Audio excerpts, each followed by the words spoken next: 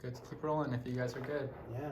So we're going to talk about race. I know it could be a subject that can be uncomfortable depending on who's asking, what kind of questions being asked. Um, but I know that you do like to talk about the fact, racial issues in Palatka, Florida.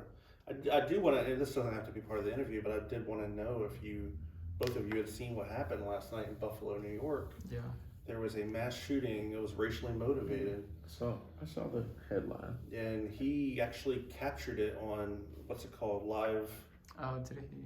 Yeah, so he's still alive and he's pleading not guilty, but he captured killing 10 people in a supermarket, 8 of which were black.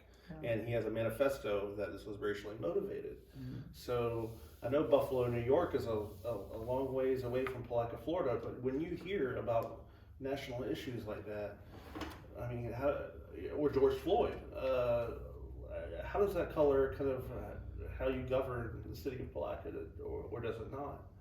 Well, I think at the end of the day, you continually try to find opportunities to have people find common ground, and so when you hear of incidences such as the one that's in Buffalo, or it could be Buffalo, it could be Brunswick, Georgia, it doesn't matter what community, because hate is everywhere. Right. And I think that as long as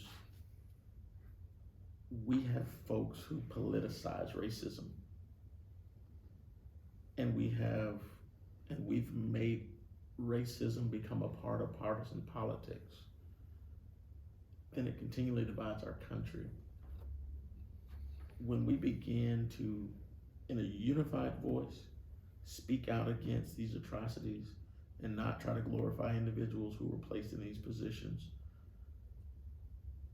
things will start to change. America has to be honest about its history. America has to be honest about its shortcomings, about the history of racism, about the present occurrences of racism, about the impacts that racism have created, about the voids, about the gaps, and all these other things that are there. And once that happens, and we truly create a plan to close the gaps that were created by government, by inequitable distribution of resources, and by policies which disenfranchise citizens, then we will start to see our country heal. But it won't heal until our leadership begins to start to work cohesively. Yeah. I'm sure you're familiar with this campaign of yours.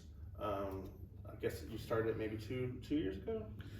Started in 2017. Okay, so this campaign is the Race Issues Study Circles of Putnam County, strengthening our community through honest discussions on the issue of race. When I first heard about this, I thought it was a great idea, but I would like to know how much success you had. First of all, what were the goals? And then kind of, now that you have some perspective away from that time period, what were your takeaways? Well, the initial goal for the Race Issue Study Circles, it was to raise the consciousness of citizens and to get citizens to start to talk, citizens from different walks of life. And so, again, I just called a town hall meeting to address historic harms in order to preserve the future. Right. And many years ago, the same Race Issue Study Circles were used as we were dealing with issues of violence in our community, in a different form. There were kids fighting and some other things were going on, and these Race Issue Study Circles were one of the mechanisms that allowed citizens to come together and talk. And so what the circles do is it takes 8 to 10 people, places them in a semicircle type forum with a facilitator who begins to guide discussions. And those discussions take place for a 5-week period, 1 day per week, for about 2 hours per day.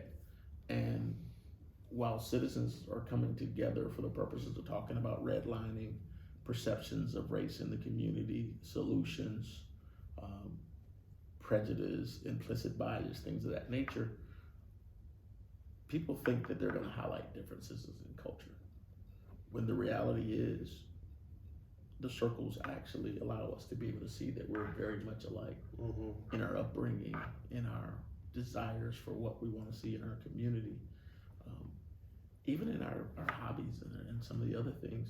And so, for example, we had 3 70-year-old women. 2 were born and raised in the same community in New Jersey and moved to Palatka, and they didn't know each other. But they were raised in totally different households from a political perspective and even from an economic perspective. And you had a black female raised in the South during the same period of time who worked as a single mother to put her children through college. And these ladies began to talk about that era and what was going on with them. And as a result of thinking that they were highlighting differences, they became the best of friends. Because I like that. At the end of the day, their love for family, their love for God, their love for community was all the same. They were just on different sides of the tracks, working towards the same goal. And it was the learned behavior of implicit biases that allowed them to perceive things differently.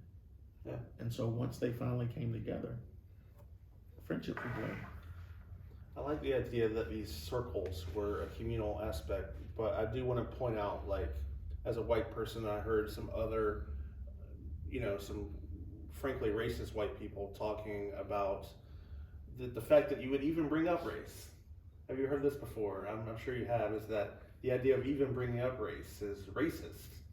Like as if we should live in a colorblind society, but the term colorblind doesn't really mean what they think it means. Like, have you encountered that, any kind of pushback when you were trying to do this? Well, when we started the conversation on race issue study circles, and I laughed because people were saying, well, why is he saying Palatka has a race issue? Or why are they saying there's a race issue in Putnam County?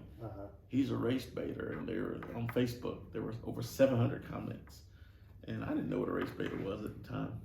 And so they continued on, and I was called everything. The N-word was used quite frequently.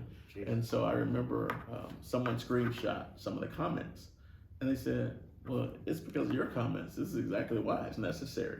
And so what happened was people who were in denial, who had become angry, they charged the basis for the conversations.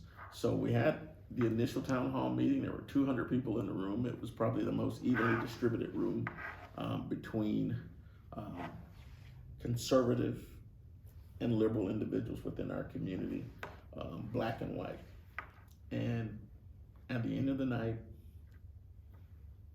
people came together, and our response was, they said, well, what's next? What are we gonna do to help solve some of these issues? Let's have conversations, let's talk about it. And from that, we started the circles. And when we started those circles, we had over 500 individuals participate in those circles. About 70% of those individuals believed that they learned something and had a greater perspective from coming from those circles. There were exit interviews and surveys that came as a part of it. There were functions where they brought in other people. The circles expanded into outlying areas of the county. Crescent City and Locken had circles. We had communities like Daytona and Lake City who became interested in the circles. I took the idea of the circles to the Florida League of Mayors, and other communities decided they wanted to do the same thing. We received awards from around the state. A Catalyst grant for the city of Palatka for work with race issue study circles. We received the Citizenship Award from the Florida League of Cities for the work on race issue study circles. And people became excited about having conversations, because these conversations, which aren't very popular, were the beginning of finding solutions to problems that existed in the community. And it also forced people to admit that problems existed. Yeah. And sometimes it was things that consciously you buried in the back of your mind. I think that's almost 10 minutes. Oh, really? I'm just gonna reset. Wow.